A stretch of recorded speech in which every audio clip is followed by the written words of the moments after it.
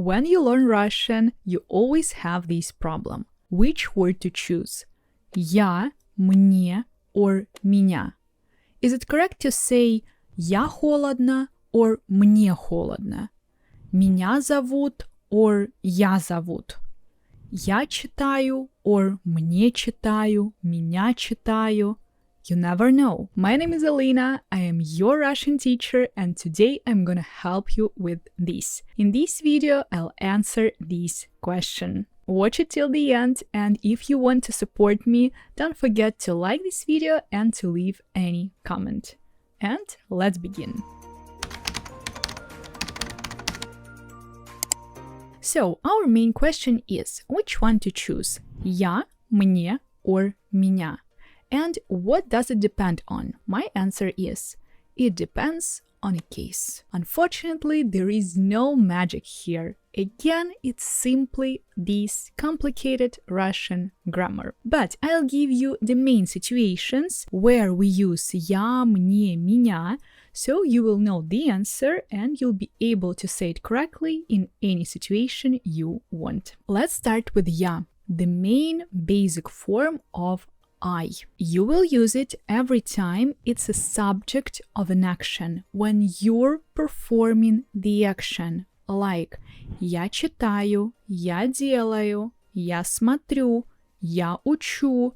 In all these sentences, in all these situations, you are actively performing the action. Also, you will use я when you talk about your qualities, personality qualities, or about your appearance. If you talk about appearance, it could be like я шатенка, я высокая, or personality, я добрая, я умная, anything here. Also, you can talk here about your profession, and profession will be staying in the basic form, like я учитель. Or you can talk here about your social status. Я студент, я пенсионер. And usually this я is followed by an adjective or by a noun or by a verb. Little bonus for you here is that if you have я in your question answer, the opposite will always be ты. Я and ты, they are both basic options, basic pronouns. Я живу в России, а ты? Ты студент? Нет, я уже закончил университет. Ты очень умный. Спасибо, ты тоже. Что ты делаешь? Я читаю книгу, а ты? Кто ты по профессии? Я учитель. Now practice with me and answer my questions. Что ты делал вчера? Откуда ты? Кто ты по профессии? Какой ты человек? The next one is мне. Мне is the dative form of я. But despite the fact that it's dative and in Russian it's not the subject of an action anymore, in English it can be. And that's where the confusion comes. Because in English you say, I'm cold, I'm doing. And for you, it's like the same sentence. In both of the situations, you say, я делаю, я холодно. But it's incorrect. Because here comes dative. Мне we use when we talk about our condition or emotion. It should be something temporal. That's why don't confuse it with the previous situation where we talked about our qualities, which are usually permanent. Here we say мне холодно, мне плохо, мне весело, мне скучно. All of them are conditions or your emotions at the moment. They can change. Pay attention that all of them, all these мне, are followed by an adverb. Плохо, холодно, скучно, весело. All of them have о at the end. That's how it's very easy to remember this rule, because you will always have о for our emotions and conditions in Russian. To compare these two situations I was talking about, let me give you two examples. I can say мне весело and я веселая. How do you think, what is the difference between them? Мне весело, я веселая. If you remember what I said a minute ago, I said that мне plus an adverb we usually say when it's about something temporal. So here, мне весело, I'm having fun at the moment. In a minute, this condition can change. But if we say я веселая, it means that I'm always having fun or I'm a fun person. In general, it's my personal characteristic. And that's why don't confuse мне весело and я веселая. Grammatically and according to the meaning, they are completely different sentences. Then you should remember that мне you use when you talk about age. Мне 26 лет. It's never я 26 лет. Another two situations where you have to use мне. It's when you say in English, I like something and I need something.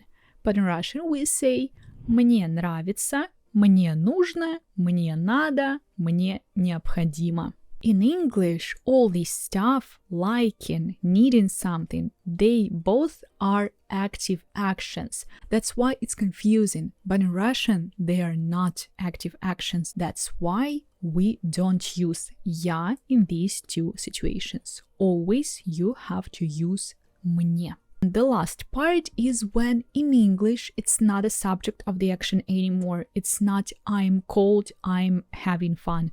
No, in English it'll be an indirect object. To me. When you're doing something to me. When I'm the recipient of your action. Like give it to me, give me something. Дай мне, I'm the recipient. Or позвони мне.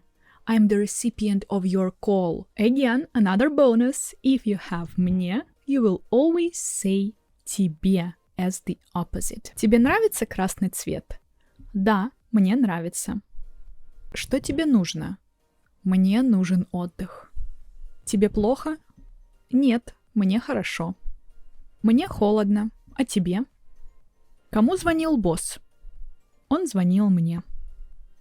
And again, let's practice with my questions that you have to answer. Сколько тебе лет? Тебе скучно? Какая машина тебе нужна? Что тебе нравится делать по утрам? The last part is меня. Меня can be accusative and can be genitive case in Russian. If it's genitive, it's usually possession. When you say I have something. Here, before меня, we always use у. У меня. У меня есть сестра. У меня есть квартира. У меня длинные волосы. And when it's accusative, the main phrase here it's always меня зовут. Меня зовут Алина. But why it's always confusing with this sentence? Because if you translate it literally, word by word, it's not my name is. It's they call me. They call me. So you, in this case, it's the direct object. So accusative case equals direct object. Like this, we slowly moved to the biggest meaning of the accusative case, when it's a direct object. So all the verbs, many verbs in Russian, they require the use of the direct object after them. And when it's that, you will use меня. Like, ты любишь меня? Or ты слышишь меня?